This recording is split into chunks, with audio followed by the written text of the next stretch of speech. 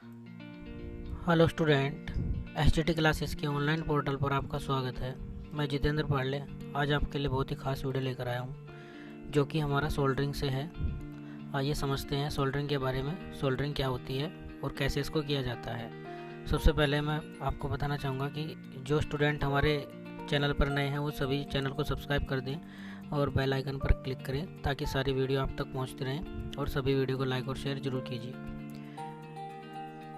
Soldering की सबसे पहले आपको डेफिनेशन का पता होना बहुत ज़रूरी है। सोल्डरिंग कुछ लोग समझते हैं कि दो तारों को जोड़ना है, पर यहाँ पे चेंजेस ये है कि सोल्डरिंग जो है दो एक ही धातु की तारों को आपस में जोड़ने की क्रिया होती है। यानी कि हमारा जो वायर मेटल है, या तो वो कॉपर हो तो कॉपर के साथ ही वो जॉइंट करेगा, अगर वो एल्युमिनियम का है तो वो एल्युमिनियम के साथ ही जॉइंट करेगा। तो आप लोगों ने सोल्डरिंग को देखा होगा किस तरह से सोल्डरिंग की जाती है, लेकिन हम अपने दो तारों को, यानी जो हमारे वायर होते हैं, उनको हम ऐसे भी जोड़ सकते हैं, जोड़ के द्वारा। हमने सोल्डरिंग करके क्या फ़ायदा लिया, तो सोल्डरिंग करने के कुछ स्पेशली लाभ होते हैं, जैसे कि हमारा जो सिस्टम है, सर्किट है, उसमें अधिक विश्वसनीयता आ जाती है, यानी वो ज़्यादा स्टेबल हो जाता है सिस्टम हमारा। उसके बाद अगर देखा जाए तो वायर मजबूती से चिपक जाते हैं आपस में। अगर जोड़ लगाएं तो जोड़ खुल सकता है, पर अगर सोल्डरिंग की गई हो वहाँ पे, तो सोल्डरिंग में जोड़ आसानी से नहीं खुलते। उसके बाद देखा जाए तो उसका प्रतिरोध कम हो जाता है, यानी कि अगर किन्हीं दो तार को आपस में जोड़ दें तो वहाँ का जो रेजिस्टेंस है वो ज़्यादा हो जाता है, जिसके कारण स्पार्किंग ज़्यादा होने का खतरा रहता है। तो यहाँ पे इन सब को नेगलाइज कर देगा ये सोल्डरिंग हमारा। और उसके बाद इसमें चालकता अधिक हो जाएगी। जब प्रतिरोध कम हो जाएगा तो जाहिर सी बात है चालकता कम हो जाएगी भाई। और सबसे बड़ी बात है, सर्किट की लाइफ अधिक हो जाएगी। तो सोल्डरिंग करने के इतने सारे फ़ायदे हैं, इसलिए सोल्डरिंग करना ज़रूरी है हमारे इलेक्ट्रिकल सर्किट में। कुछ लोग इलेक्ट्रिकल सर्किट को अधिक विश्वसनीय बनाने के लिए सोल्डरिंग करते हैं, और हमारी जितनी भी स्टैंडर्ड इंडस्ट्री है उन सब में अगर वायर को प्रॉपरली जोड़ना हो तो वहाँ पे सोल्डरिंग की जाती है। चलिए सोल्डरिंग करने के तरीके बताता हूँ, सोल्डरिंग कैसे की जा सकती है।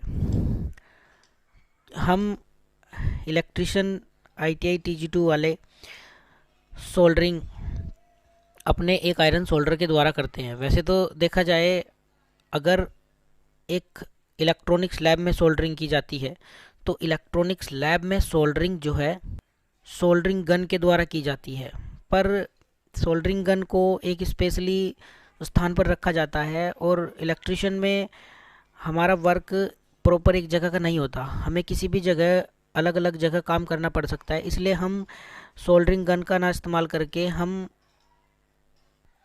आयरन सोल्डर का इस्तेमाल करते हैं। तो हम सोल्डरिंग आयरन को अच्छी तरीके से पढ़ेंगे। देखिए सोल्डरिंग आयरन में क्या होता है। सोल्डरिंग आयरन में ये होता है हमारा पावर कोड, जिसके ज़रिए हमारी सप्लाई आयरन सोल्डर को जाती है। और अगर बात करें, ये होता है इसका हैंडल। ये किसी भी PVC, या पहले लकड़ी का चलता था, आजकल PVC का, अच्छी PVC का बनाया जाता है, जिससे कि इससे शॉक लगने का खतरा ना हो।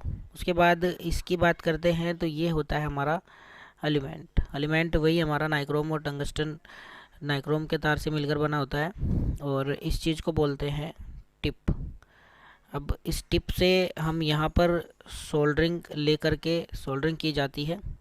तो इस टिप को समझते हैं कि टिप मार्केट में अलग अलग प्रकार की मिलती है। अगर आपको छोटा सोल्डर करना है, यानी बहुत ही बारीक सा टांका लगाना है आपको, तो छोटी बिट की सोल्डरिंग लेंगे, यानी कि पिट हमारा जो है बहुत ही छोटा मिनिमम होगा। और अगर आपको बड़े लेवल पे सोल्डरिंग करनी है, जैसे मोटर वगैरह के टर्मिनल आपको लगाने पड़ते हैं, तो वहाँ पे जो है मोटा बिट हमें लेना पड़ेगा। तो इस तरह से इन बिट के साइज़ अलग अलग होते हैं, और कार्य करने के आधार पर इनको अलग अलग प्रकार से यूज किया जाता है। अब बात करते हैं बिट किस चीज़ की बनी होती है। तो बिट होती है हमारी कॉपर की बनी हुई, और इसके ऊपर लेप चढ़ा होता है। तो ध्यान रखना, ये कॉपर की बनी होती है, और जब भी हम सोल्डरिंग करने के लिए बिट को इस्तेमाल करते हैं तो इसको आगे से किसी फाइल को रेती कहा जाता है, या फिर किसी रेगमाल द्वारा इसको जो है घिस लेते हैं, ताकि यहाँ पे हमारा जो सोल्डरिंग वायर है वो अच्छी तरीके से चिपक जाए। अब देखा जाए तो इसका टेम्परेचर कितना होता है, तो ये डिपेंड करता है हमारे वर्किंग एरिया पे। नॉर्मली हमारा 100 डिग्री सेल्सियस से 500 डिग्री सेल्सियस तक सोल्डरिंग की जाती है। तो पिट आपको समझ आई, आगे चलते हैं। ये हमारा सोल्डरिंग वायर। सोल्डरिंग वायर की बात करते हैं तो सोल्डरिंग वायर में क्या होता है, सोल्डरिंग वायर में होता है हमारा, यहाँ पे ये मोस्ट इम्पोर्टेंट पॉइंट है। सोल्डरिंग वायर किस किस चीज़ से मिलकर बना होता है, तो मैं आपको बता देता हूँ याद करने के लिए। ये होता है लेड और टीन का। लेड और टीन, लेड के मेल्टिंग पॉइंट की बात करें, कितना होता है लेड का मेल्टिंग पॉइंट। लेड का मेल्टिंग पॉइंट होता है 327 डिग्री सेल्सियस और टीन का मेल्टिंग पॉइंट होता है 232 डिग्री सेल्सियस।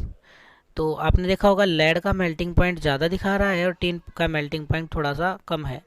तो आप इन्हीं के आधार पर इनका यूज़ अलग अलग जगह पर कर सकते हैं। यानी कि हमारा लेड अगर हम कम मिलाएंगे, लेड को हमने लिया 37% और हमने टीन को ले लिया 63%, तो इस तरह से ये मिक्सचर बन गया हमारा एक नॉर्मल सी सोल्डरिंग करने के लिए। तो एग्ज़ाम में स्टैंडर्ड पूछा भी जाता है कि नॉर्मल सोल्डरिंग करने का स्टैंडर्ड क्या है, तो आपका याद रहेगा आपको लेड हमारा कम है, यानी लेड 37% है और टीन हमारा 63% है। इस रेशियो को कहीं कहीं पे 40:60 रेशियो भी दिखाया गया है। तो ये चीज़ आपको बहुत ही ज़्यादा मोस्ट इम्पोर्टेंट तरीके से याद रखनी है।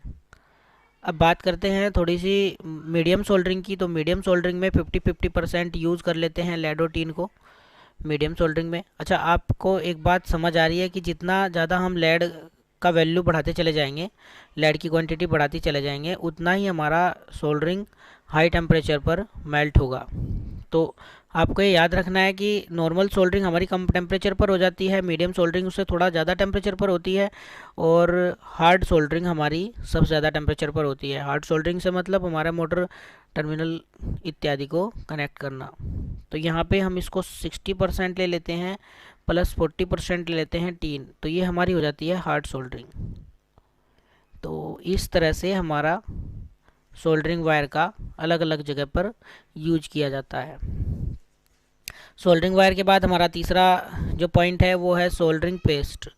आपने देखा होगा कभी भी इलेक्ट्रॉनिक्स लैब में जो मैकेनिक हमारे सोल्डरिंग कर रहे होते हैं, तो वो एक कॉपर की वायर को सबसे पहले, कॉपर की वायर जो आपको दिखाई दे रही है, इस कॉपर की वायर को सबसे पहले इस पेस्ट में डुबोते हैं, छीलकर पीवीसी को छीलकर इस पेस्ट में डुबो देते हैं और इस पेस्ट में डुबो देने के बाद उस पर आयरन सोल्डर से वायर को मेल्ट कर देते हैं, सोल्डरिंग वायर को मेल्ट कर देते हैं। ये मेरा वायर है, इसको मैंने छील दिया है। अब मैं सबसे पहले इस पर जो है इसका पेस्ट का लेप लगाऊंगा।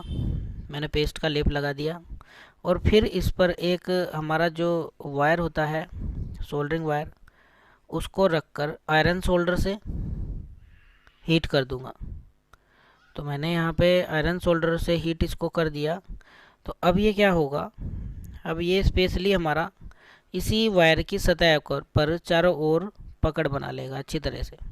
तो पेस्ट का काम क्या होता है, सबसे पहले पेस्ट को समझते हैं। पेस्ट क्या होता है, पेस्ट एक्चुअल में कभी कभी आपने देखा होगा फ्लक्स के नाम से भी जानते हैं। फ्लक्स की फुल फॉर्म होती है फ्लक्साइट, यानी कि ये हमारा एक तरह से रेजिन होता है जिसको हम ब्रोजा भी बोल देते हैं हिंदी में। तो ये हमारा एक रेजिन मटेरियल है जिसको फ्लक्स के नाम से जाना जाता है। इसका कार्य क्या होता है सोल्डरिंग में, कार्य इसका होता है सोल्डरिंग की जाने वाली जो हमारी सप्लाई वायर है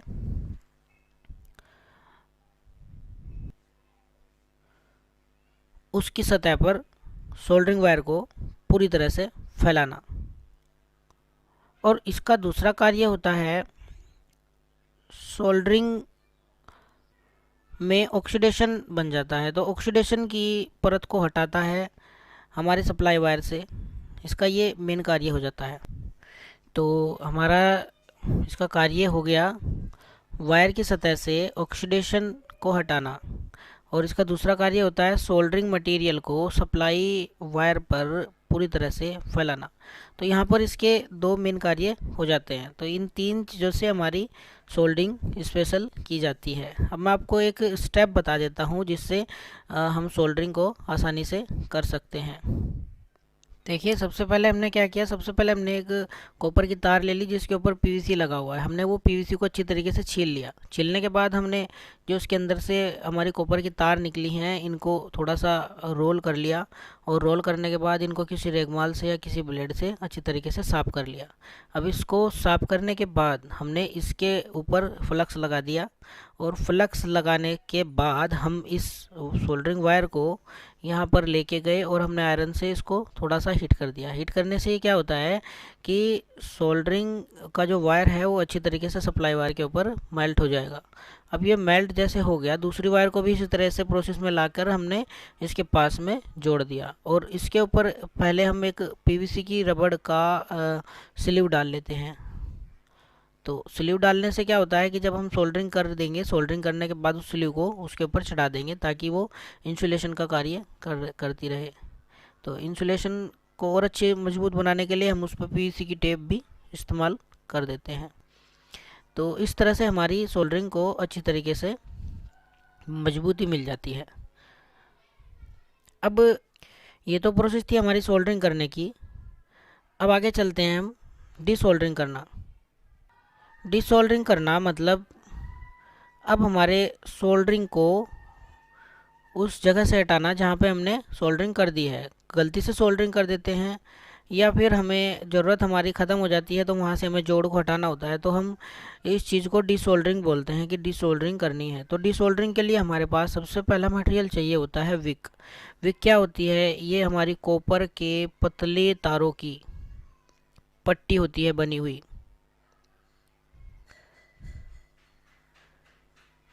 तो इसका इस्तेमाल कैसे डिसोल्डरिंग में किया जाता है मैं आपको समझा देता हूँ। देखिए, जैसे कि आपको चित्र में दिखाई दे रहा है, हमने यहाँ पर एक पीसीबी ली है और पीसीबी के सोल्डरिंग टर्मिनल के ऊपर हमने विक को रख दिया है, और विक को सेट करने के बाद हमने क्या किया कि हमने आयरन सोल्डरिंग की टिप को इसके ऊपर रख दिया। तो यहाँ पे क्या होगा, सोल्डरिंग आयरन से ये हमारी विक जो है हीट हो जाएगी, और हीट होने के कारण जितना भी सोल्डर वायर का मटेरियल है वो सब इसके ऊपर आ जाएगा। तो इस तरह से हम डिसोल्डरिंग आसानी से कर सकते हैं।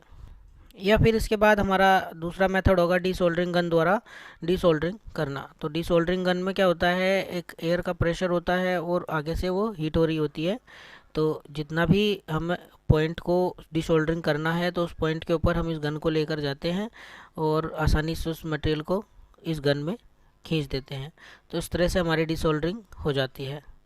तो आशा करता हूँ कि डिसोल्डरिंग और सोल्डरिंग करने की प्रक्रिया आपको अच्छी तरीके से समझ आई होगी, और एक प्रैक्टिकल वीडियो भी आपके सामने लेकर आएंगे।